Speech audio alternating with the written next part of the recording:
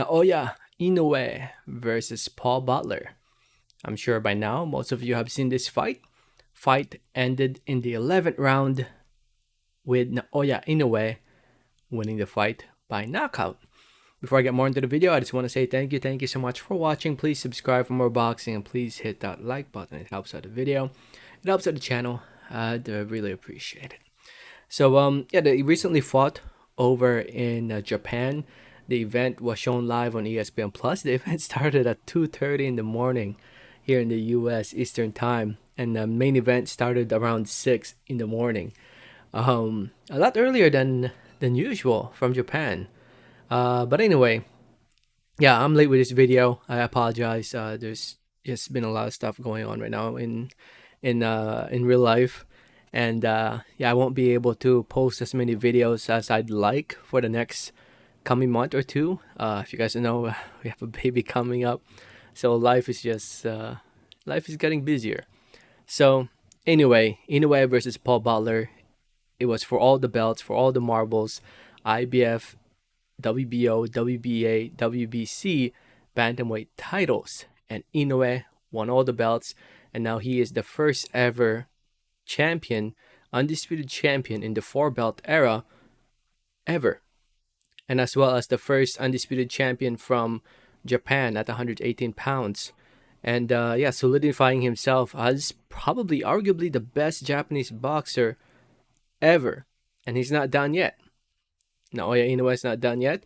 After this win, before this fight, he has indicated that he'll move up in weight to 122 pounds. And he made it clear again after this fight that that's what he plans to do, or at least that's the plan for now. And after conquering 118 pounds, winning all these belts, WBO, IBF, WBC, WBA, he's moving up to 122. He mentioned Fulton as a possibility. Stephen Fulton holds the WBO and WBC belts. Unfortunately, Stephen Fulton plans to move up in weight.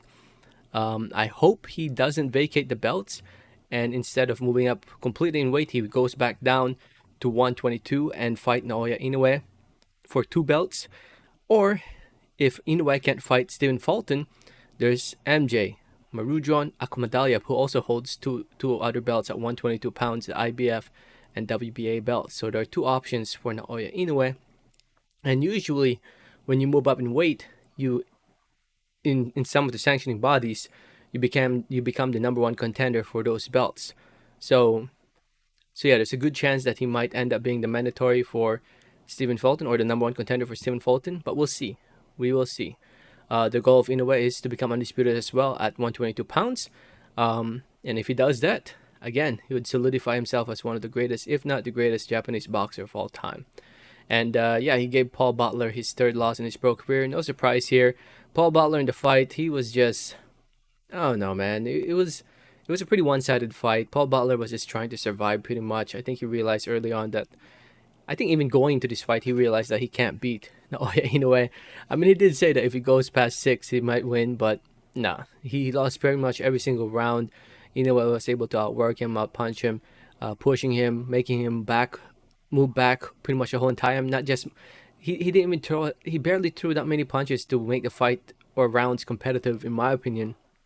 I think Butler was just on survival mode, trying to go the distance so that he can say he went the distance against Inoue, that he didn't get knocked out by Inoue. But obviously, all those punches still hurt, even though they punch at the guard, the arms of Paul Butler.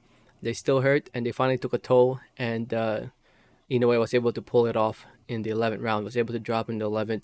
Referee counted to 10, and it was all over. Inoue holds all the belts now, and like I said, he plans to vacate this belt, which I don't blame him. I mean, he's pretty much cleaned out the 118-pound division, especially with the tournament, the World Boxing Super Series tournament. Beating all the fighters that he came across there. He's definitely the best 118-pounder, no doubt, the best 118-pounder. So to challenge himself, he's moving up in weight to 122, and let's see how he does at that weight. Will his power carry to 122 pounds? We'll see. We will see. It's not an easy division to beat. Casimiro's in this division as well. Casimiro recently had a fight that was ruled a no contest due to a headbutt. Did I make a video about that? I don't even know. Like I said, life has just been getting busy right now. And And yeah, I look forward to seeing how Inoue will do at 122 pounds. I think he definitely has what it takes to be competitive against the champions in this weight division, MJ and Fulton. So it'll be interesting to see how he'll do against them. So we'll see. And yeah, in the fight too, he was doing stuff like this. He was doing the Roy Jones behind the back stuff. He was trying to really bait Butler in, but Butler was just so reserved and so careful that he didn't want to take any risk. He really was there to just try to survive the whole 12 rounds. So I'm glad that Inoue was able to knock him out, man. It was somewhat annoying what just watching Butler just survive. You know, at least I thought it was. I don't know about you guys. But anyway, if you saw the fight, you can watch. If you haven't seen it, I'm sure it's here on YouTube by now, or you can go to ESPN Plus and watch it on very good quality. And yeah, let me know what you guys think. Let me know your thoughts in the comments. What did you guys think about the fight? Thanks for listening and watching. And like always, have a great day. All right, thanks.